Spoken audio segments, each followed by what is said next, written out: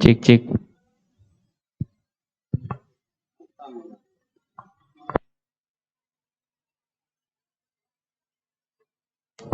cek cek cek tes tes.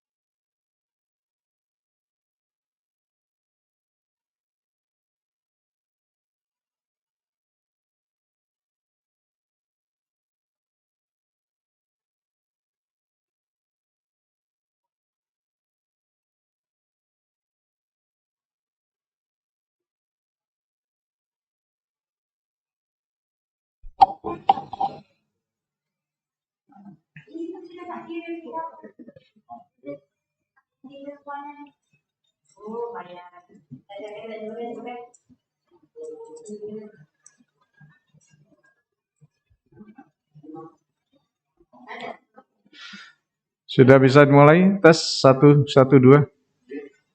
Bisa Mas Indra? Ya. Monggo sambil nunggu teman-teman yang akan bergabung. Bismillahirrahmanirrahim. Assalamualaikum warahmatullahi wabarakatuh. Selamat sore, salam sejahtera untuk kita semua. Yang saya hormati Bapak Ibu semuanya, para pejabat struktural, Pak Sekdin, Pak Kabid 2, Pak Kabid Sumber Daya Kesehatan, serta teman-teman tim IT. Yang saya banggakan, yang saya juga hormati, sahabat-sahabat saya, teman-teman dari media, baik media online, media cetak, dan media elektronik.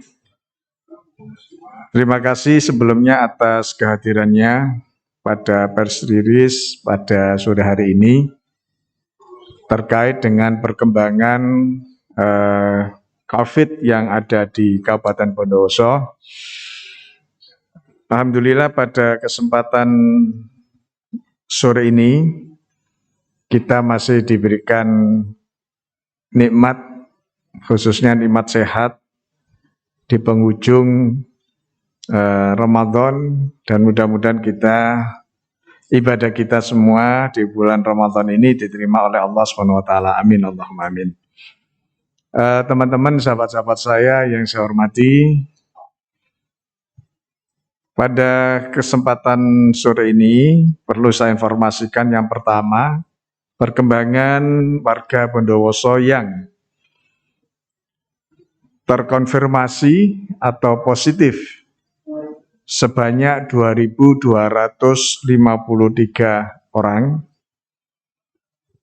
yang dirawat di rumah sakit, yaitu sebanyak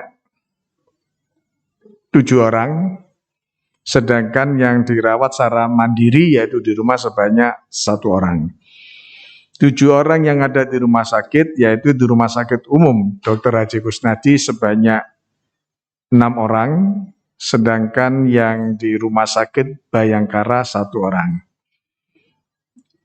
Dari 2.253 yang dinyatakan sembuh atau sudah sembuh sebanyak 2.096 orang atau sekitar 93%. Sedangkan yang meninggal, mudah-mudahan ini juga yang terakhir tidak ada penambahan lagi, sebanyak 149 orang, kurang lebih 6,6%. Dan pada hari ini, per tanggal 10 Mei 2021, ada penambahan 3 yang positif, yang tentunya teman-teman semua sudah mengetahui penambahan dari pemeriksaan yang kita lakukan beberapa hari yang lalu di tempat perbelanjaan. Selanjutnya terkait dengan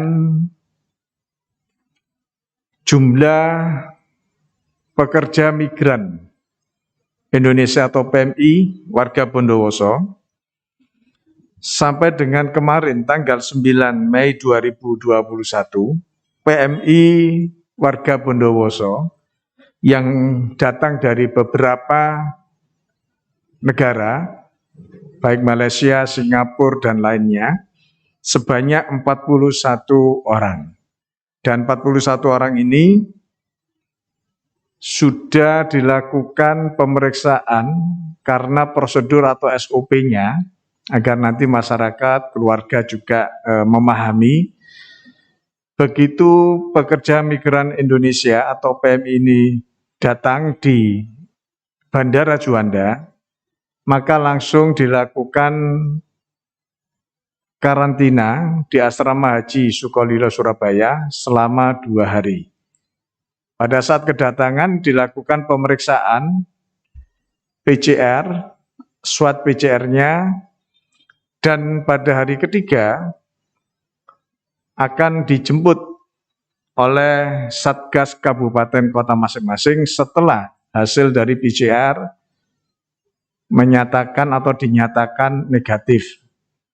Kalau hasilnya positif, tidak dipulangkan lebih dulu ke kabupaten kota, tetapi dirawat di rumah sakit rujukan COVID yang ada di Surabaya. Yang sudah dinyatakan negatif dan pulang ke Bondowoso sebanyak 41 orang. Dari 41 ini, pada hari kelima, jadi begitu dia datang langsung kita karantina di rumah sakit, yang kita karantina di gedung X Akper, yang satu lokal dengan rumah sakit umum, selama 3 hari. Jadi pada hari kelima dilakukan pengambilan swab PCR-nya untuk yang kedua.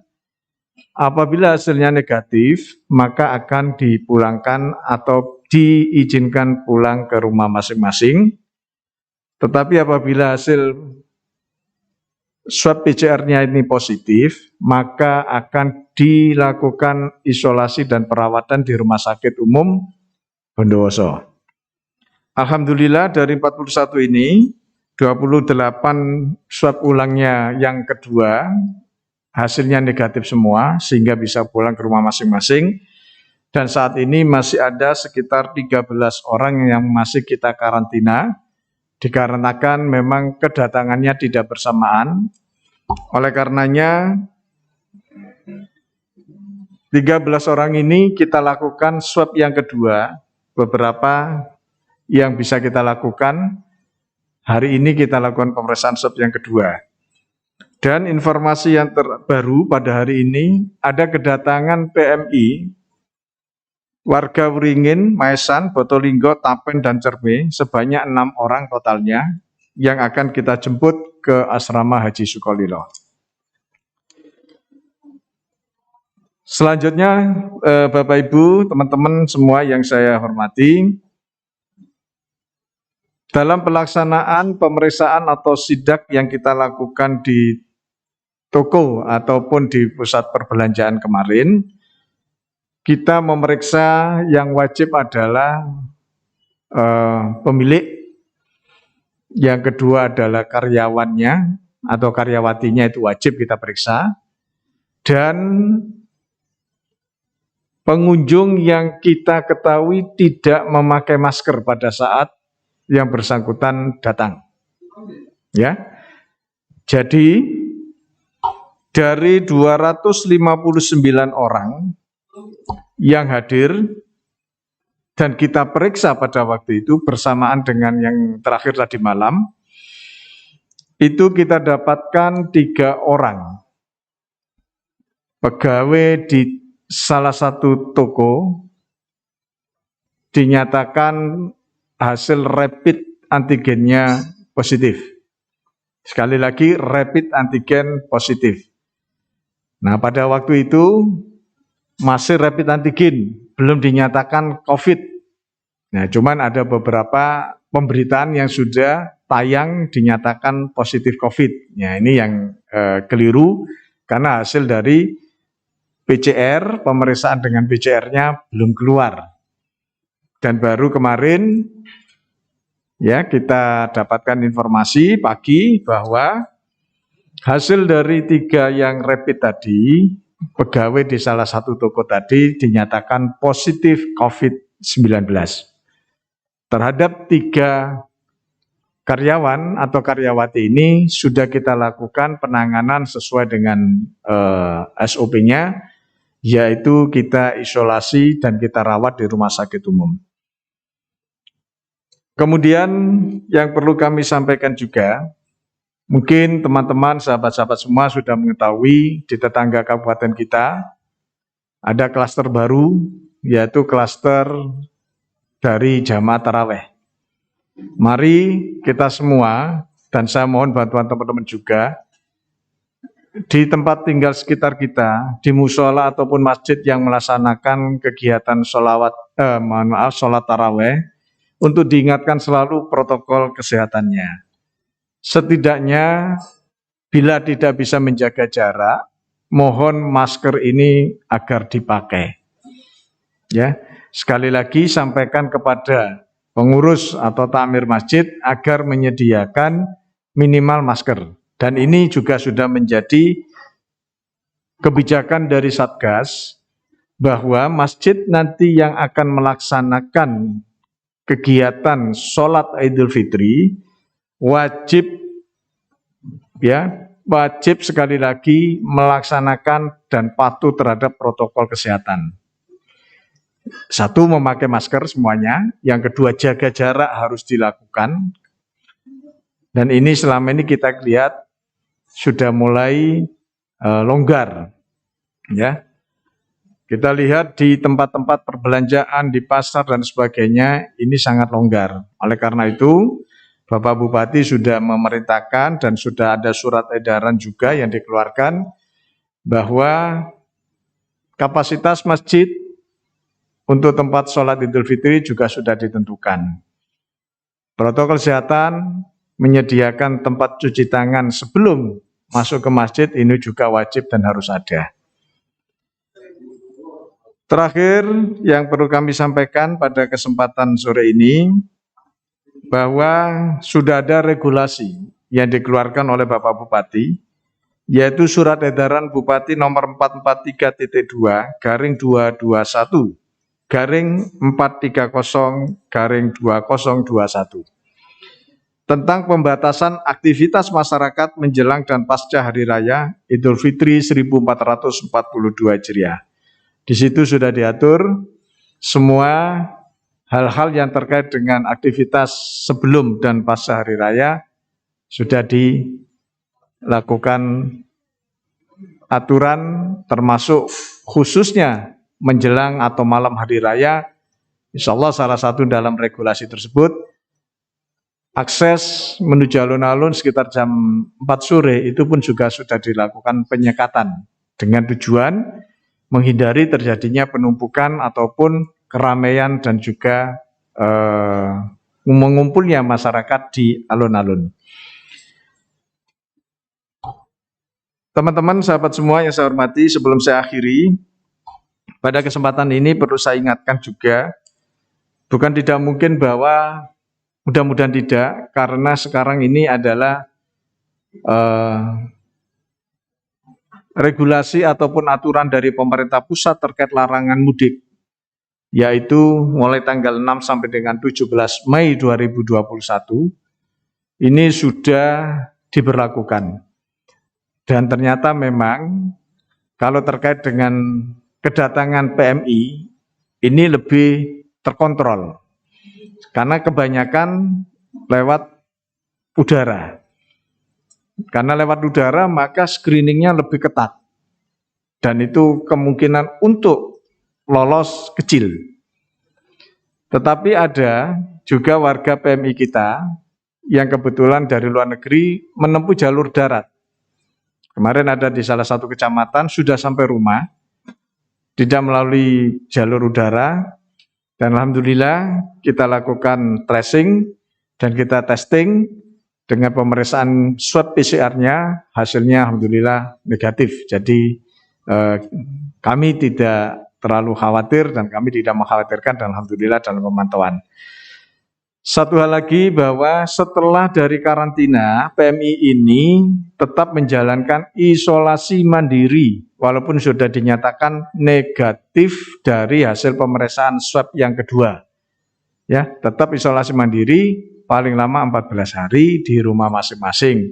Dan mereka harus mendownload aplikasi Smart yang mana itu akan terpantau. Kalau mereka keluyuran, maka notifikasi itu akan memberikan sinyal kepada Satgas baik yang ada di desa, di kecamatan, dan yang ada di kabupaten. Ini upaya-upaya yang dilakukan oleh Satgas Kabupaten Bondowoso dalam rangka untuk mengantisipasi agenda tahunan terhadap pemudik dan juga dalam rangka menyambut Idul Fitri. Saya kira ini beberapa hal yang bisa saya sampaikan pada kesempatan sore hari ini. Apabila masih ada hal yang perlu didiskusikan atau dipertanyakan, saya persilakan kepada teman-teman, nanti akan saya jawab selama itu menjadi kewenangan saya sebagai juru bicara di Satgas ini. Namun apabila nanti belum bisa saya sampaikan, tentu akan saya informasikan lebih lanjut setelah menyampaikan pada pimpinan di Satgas. Terima kasih. Assalamualaikum warahmatullahi wabarakatuh. Sesi tanya jawab sudah, Pak. Assalamualaikum warahmatullahi wabarakatuh. Saya Ocha Bapak dari Memo Indonesia. Pada kesempatan siang hari ini sore hari ini maksud saya ingin bertanya beberapa poin karena saya terlambat tapi saya sudah pastikan pertanyaan saya masih belum dijabarkan katanya. Yang pertama terkait ramainya 3 pramuniaga yang dikabarkan positif COVID. Itu kan sudah ditegaskan bahwasanya bukan positif COVID, melainkan positif rapid antigen. Ya, begitu nggih Pak? Positif rapid antigen. Nah, pertanyaan saya untuk identitasnya itu apa? Nggak perlu identitas lengkap, cukup inisial saja dan asalnya dari mana. Kemudian, adakah kemungkinan dari 3 orang tersebut itu punya riwayat dari luar kota atau punya riwayat di sekitarnya itu baru datang dari luar kota? Atau kata lainnya adalah kemungkinan mereka bisa positif rapid antigen itu apa gitu. Dan apakah juga dilakukan hal serupa terhadap pramuniaga yang satu toko gitu, termasuk juga dengan pihak keluarganya. Itu Bapak. Terus kondisi terbarunya bagaimana dari ketiga orang tersebut dan sekarang sedang di karantina di mana? Karantina mandiri kah atau di karantina yang disediakan oleh pemerintah? Itu. Kemudian pertanyaan yang kedua, perihal sholat Idul Fitri Bapak. Untuk sholat Idul Fitri, beberapa waktu lalu sempat kita ngobrol dengan teman-teman di BPBD. Informasinya itu juga selain ketentuan-ketentuan yang tadi sudah dijabarkan, itu juga nanti H-1 akan ada penyemprotan disinfektan di masjid-masjid. Jika memang iya, itu bagaimana sebenarnya mekanismenya di Satgas COVID-19? Kemudian terkait dengan sholat Id bersama, untuk masjid-masjid yang besar seperti Masjid Agung At-Taqwa, kalau di daerah selatan itu saya lupa namanya Mahisan itu kan cukup besar Bapak. Dan setiap lebaran itu jamaahnya lumayan cukup besar sekali, mencapai ratusan. Kalau di At-Taqwa mungkin ribuan begitu. Nah itu apakah di 2 titik atau di titik-titik di masjid-masjid yang besar lainnya itu akan ditutup total atau sekalipun ada pembatasan gitu kan namanya juga manusia kadang maksa gitu Pak. Itu gimana antisipasinya? Apakah ditutup total atau tetap dibuka dengan antisipasi yang cukup besar gitu. Terima kasih Bapak. Assalamualaikum warahmatullahi wabarakatuh. Satu-satu ya saya jawab. Mungkin kebetulan Mbak Ocha tadi terlambat jadi belum sempat mendengar penjelasan saya yang terakhir. Pada saat pemeriksaan pramuniaga malam itu hasilnya memang rapid antigennya positif, belum dinyatakan positif COVID. Kemudian tetap kita lakukan isolasi dan besoknya kita melakukan pemeriksaan PCR dan hasilnya sudah keluar bahwa ketiga pramuniaga tersebut positif COVID. Ketiga pramuniaga tersebut, satu namanya inisial F, ya F, asal Kecamatan Curadami. Yang kedua inisial MJ, ini perempuan. Yang pertama tadi juga perempuan, berasal dari Kecamatan Wonosari. Yang ketiga inisial TF, ya, perempuan juga. Mohon maaf, yang kedua tadi Miftahul Jannah ini bin, laki. Ya mohon maaf, saya ralat. Ya MJ itu laki-laki. Nah, kapopo, wis, wis kadung. Yang TF ini karena binti ini perempuan, berasal dari Kecamatan Sumberwringin. Ya, 3 kecamatan itu. Ya. Mohon nanti nih nulis ya ojo tulis lengkap, tetap inisial. Ya. Mohon maaf. Ya. Nah, KU yang kondisi umum yang bersangkutan ketiga-tiganya saat ini dalam kondisi sehat, baik, tidak ada keluhan yang berarti, tetapi tetap diisolasi di rumah sakit umum. Kemudian terhadap yang bersangkutan, apakah sudah diketahui mungkin dari bepergian dari luar kabupaten atau bagaimana tadi pertanyaannya? Dari hasil tracing ya Pak Tuhu, sempat sudah kita pertanyakan dengan anggota keluarganya juga, tidak ada riwayat bepergian dari luar Bondowoso. Ya, dalam 2 minggu terakhir sampai 4 minggu. Dan kepada keluarga satu rumah itu sudah kita lakukan tracing ya Pak Tuh, dan diambil pemeriksaan apa tadi? Antigen, PCR langsung ya. Jadi tetap kita lakukan pengambilan swab PCR-nya dan kita tunggu hasilnya besok, mudah-mudahan sudah ada dan mudah-mudahan hasilnya negatif semua. Itu yang terkait dengan yang pertanyaan pertama. Kemudian untuk persiapan sholat Idul Fitri, betul bahwa di dalam surat edaran Bapak Bupati pun sudah disampaikan bagaimana menyikapi hal tersebut.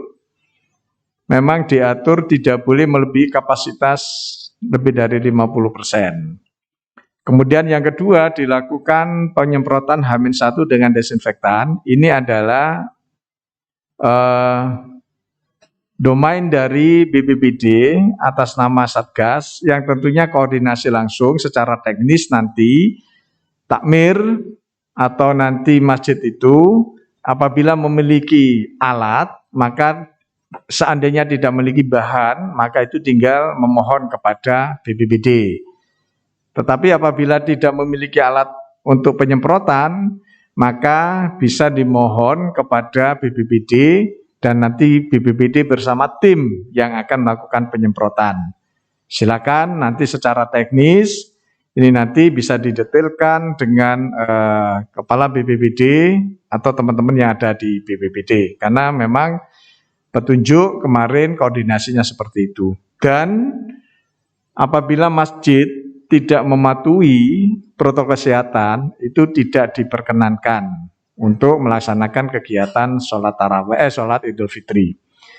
Insya Allah bila tidak ada halangan dan tetap dilaksanakan, direncanakan malam Idul Fitri, Satgas juga akan memantau keliling kepada masjid-masjid yang akan ditempati untuk sholat Idul Fitri. Saya kira itu Mbak Ocha, beberapa hal ya. Terima kasih.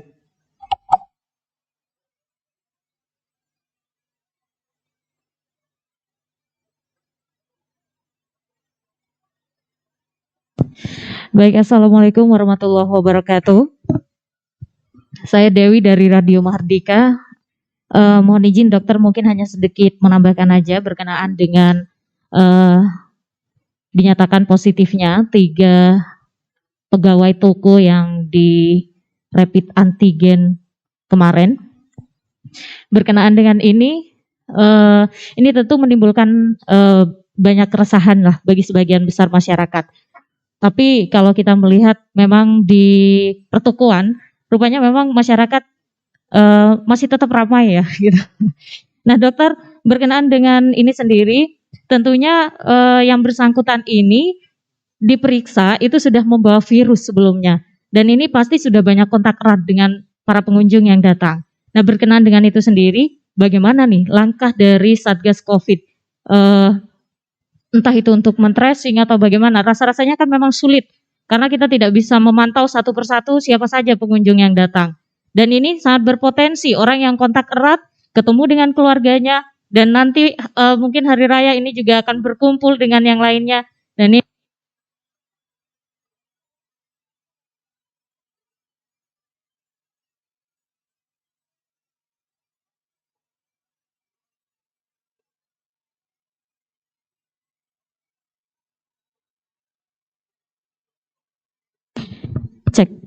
Nah, berkenaan dengan ini sendiri, dokter, bagaimana nih langkah Satgas COVID-19 untuk mengatasi hal tersebut? Ini juga menjadi satu kekhawatiran akan terjadi ledakan gitu ya, ibaratnya gitu di Bondowoso berkenaan dengan kasus COVID-19 yang saat ini sudah membuat kita sebenarnya sudah senang gitu ya, karena penurunannya sangat luar biasa. Dengan adanya kasus temuan yang kemarin ini benar-benar bikin resah. Nah, selanjutnya apakah hanya berhenti sampai di pemeriksaan kemarin? Karena kita melihat realitanya di toko-toko masih tetap ramai gitu ya. Nah, ini langkahnya seperti apa, dokter? Itu saja mungkin, dokter. Terima kasih. Wassalamualaikum warahmatullahi wabarakatuh. Baik, terima kasih Mbak Dewi. Yang pertama terkait dengan 3 pramuniaga yang sudah dinyatakan positif COVID. Jadi prinsip di dalam surveillance ataupun epidemiologi, maka paling erat atau kontaknya paling erat dengan penderita yang positif COVID itu yang menjadi sasaran utama pemeriksaan kita.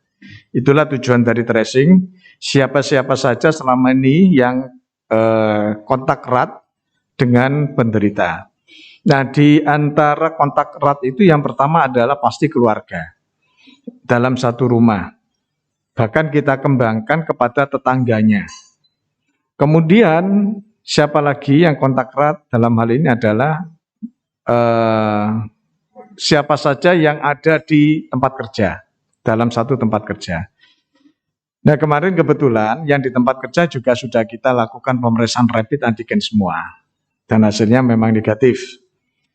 Di keluarganya yang paling erat, ini kita langsung ambil langkah tidak rapid antigen lagi.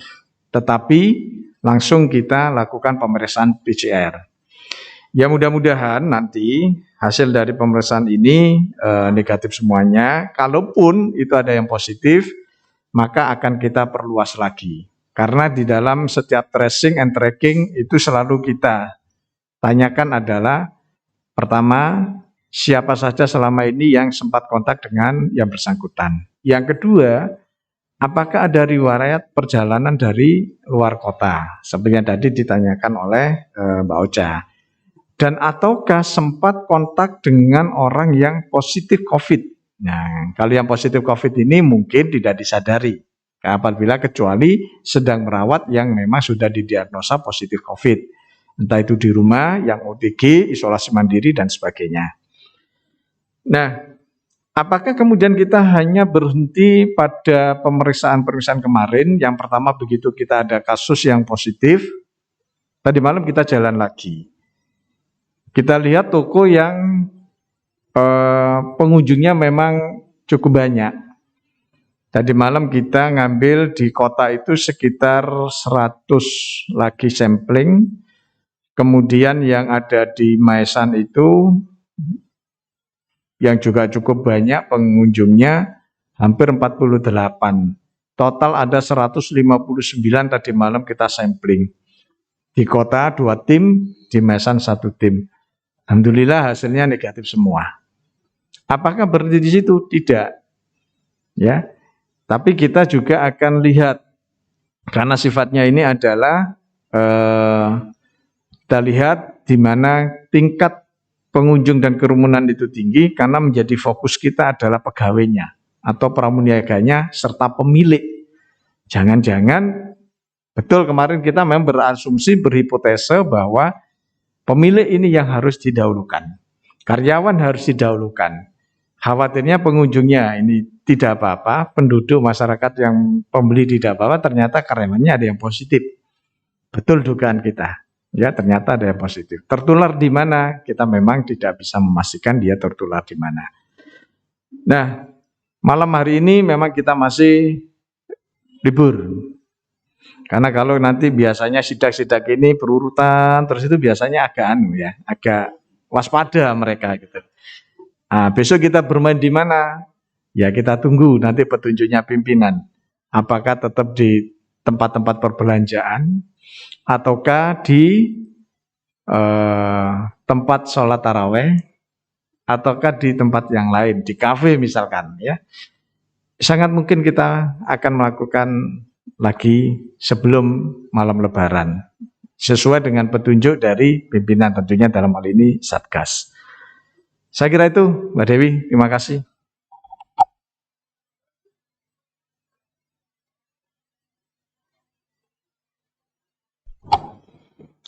Kalau tanya usia, tak bukakan dulu ya Mbak. Saya enggak hafal usianya, soalnya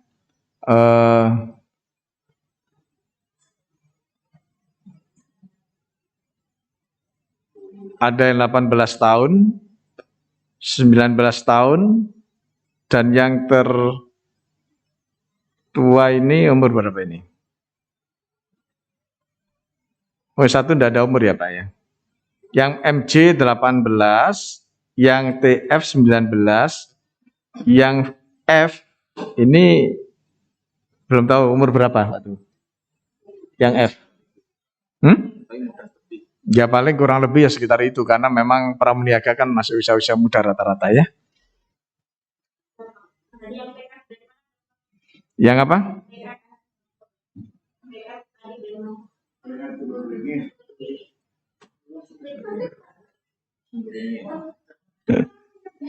Tak bacakan lagi. Yang F dari Curadami, MJ dari Wonosari, TF dari Sumber Beringin. Oke. Boleh. Ketiga orang ini apakah di Bondowoso itu kan kalau pegawai pramuniaga maksud saya itu rata-rata kalau di Bondowoso itu ngekos mereka. Ketiganya ini ngekos apa mereka PP? Kalau ngelihat yang Sumber Beringin cukup jauh, Wonosari juga cukup jauh. Khawatirnya mereka ngekos kan jadi bisa di-track di kos-kosannya gitu dokter. Mohon penjelasannya. Terima kasih. Ya betul, ini hasil tracing yang Sumber Beringin itu kos ya, kos, dan dia sendirian di situ. Ada informasi tambahan Pak Tuh? Ya cuman itu, ya memang kos. Semua yang ada di lokasi kos itu, yang kontak erat dan dekat di lokasi kos tetap kita lakukan tracing dan kita lakukan testing. Ada lagi? Kalau sudah tidak ada, karena sebentar lagi buka puasa, ya kurang berapa menit ini puasanya, buka puasanya. Oh, masih lama ternyata. Oh, itu di kabupaten tetangga. Ya. Dokter, ini kan tadi saya menyimak dokter bahwasanya tidak bisa dipastikan mereka tertular di mana. Ya. Apakah kita bisa sebut ini klaster tertular pembeli gitu dokter? Karena kan mereka hampir berapa belas jam kerja gitu dokter. Nggak bisa kita kemudian memvonis tertular pembeli yang mana ya jangan. Karena kondisinya ini juga tidak sporadis ya, seperti ya mohon maaf seperti kasus Salem gitu kan, kita bisa menyimpulkan seperti itu, klaster itu. Nah yang di kabupaten tetangga kita itu ada tambahan positif pemeriksaan per sore ini tadi sekitar 8 apa 9, jadi sudah lebih dari 50, hampir 60-an. Dan ada kejadian yang meninggal, 6 orang meninggal ya. Ya silakan.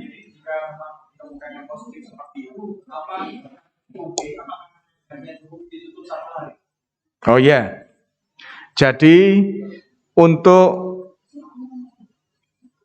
tempat baik itu tempat kerja ataupun tempat usaha, ini sebetulnya tidak di dalam SOP itu tidak menyebutkan harus berapa hari atau berapa hari. Tetapi untuk keamanan minimal dilakukan penutupan 1 hari dengan melakukan desinfeksi atau pensterilan ruangan tersebut, gitu ya. Nah kita kalau di tempat pelayanan kesehatan itu minimal 3 hari. Kenapa? Karena di situ aktivitas pelayanan itu kan sangat tinggi yang memang banyak terkontaminasi dengan virus, banyak tempat-tempat yang di situ sangat riskan dengan adanya virus-virus di tempat pelayanan kesehatan. Minimal kalau di tempat pelayanan kesehatan kita 3 hari. Gitu ya. Oke Mas.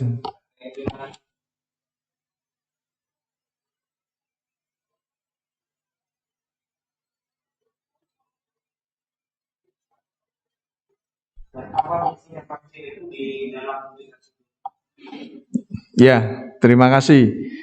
Perlu saya sampaikan bahwa vaksin itu ya tidak ada hubungannya dengan mudik-memudik, ya. Jadi vaksin ini seperti yang kita ketahui bersama adalah untuk menstimulasi atau merangsang pertumbuhan kekebalan tubuh kita atau imun, yaitu dengan cara menyuntikkan virus yang dilemahkan. Nah, apakah seseorang yang sudah divaksin kemudian dilarang mudik? Ya, ketentuan dari pemerintah pusat itu tidak pernah ada tulisannya, regulasinya bagi mereka yang sudah divaksin boleh mudik, tidak ada begitu, ya. Dan perlu kami sampaikan, walaupun kita sudah divaksin, kemudian kita lengah dengan protokol kesehatan, maka potensi, sekali lagi, potensi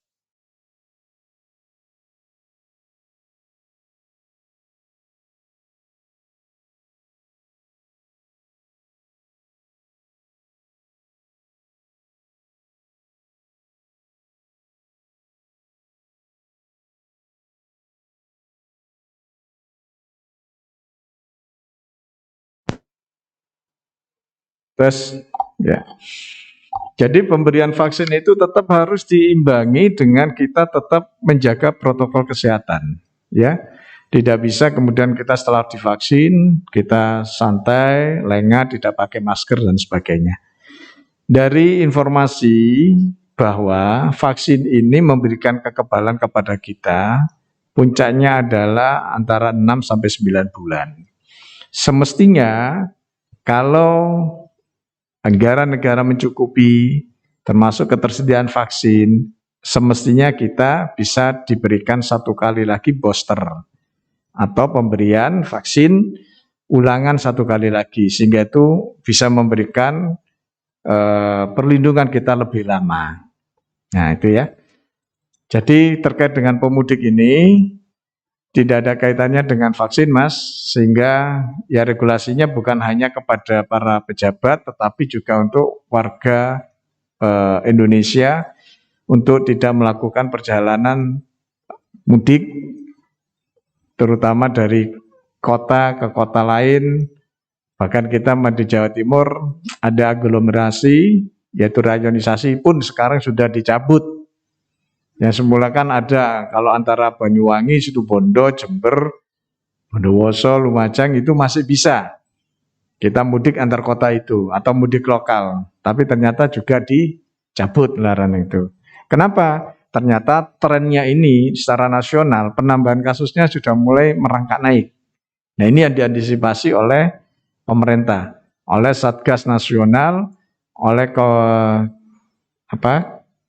KPCPEN ya yang ada di pusat, penanggulangan COVID dari pusat, ini kita mengikuti itu. Gitu ya Mas Ustadz ya. Terima kasih. Cukup? Tadi mungkin saya nggak konsentrasi. Di karantina di mana? Oh ya. Karantinanya, kalau karantina itu bagi pekerja migran Indonesia yang hasil swabnya negatif. Tapi kalau isolasi itu tetap di rumah sakit. Di Bondowoso kita sediakan 2 tempat, Rumah Sakit Umum Bondowoso dan Rumah Sakit Bayangkara. Sementara kita tempatkan di Rumah Sakit Umum Bondowoso untuk yang positif COVID. Tapi kalau untuk pekerja migran yang kita jemput dari Surabaya, di mana hasil swab PCR-nya pertama negatif, itu kita karantina di gedung X-Akper ya. Ya, sekarang jadi satu lokal dengan rumah sakit umum. Cukup? Oke. Terima kasih kalau memang sudah bisa difahami, dan mohon sekali lagi kepada teman-teman semua membantu kami Satgas dan pemerintah untuk selalu mengingatkan protokol kesehatan di tempat sekitar masing-masing. Minimal jenengan semua beraktivitas pakailah masker selalu, karena ingat bahwa varian atau mutasi virus ini sudah ada di Jawa Timur, ya. Yang B117 kemarin berasal dari Inggris, kemudian Afrika Selatan dan India terjadi double varian, dan itu sudah masuk di Indonesia. Dan di Jawa Timur kasus pertama yang ditemukan adalah berasal dari Kongo, ya, varian dari Kongo yang positif adalah mutasi yang dari sebelumnya. Terima kasih atas perhatiannya. Mohon maaf apabila ada hal yang kurang berkenan. Saya akhiri, wallahul muwaffiq ila aqwamit thoriq. Assalamualaikum warahmatullahi wabarakatuh.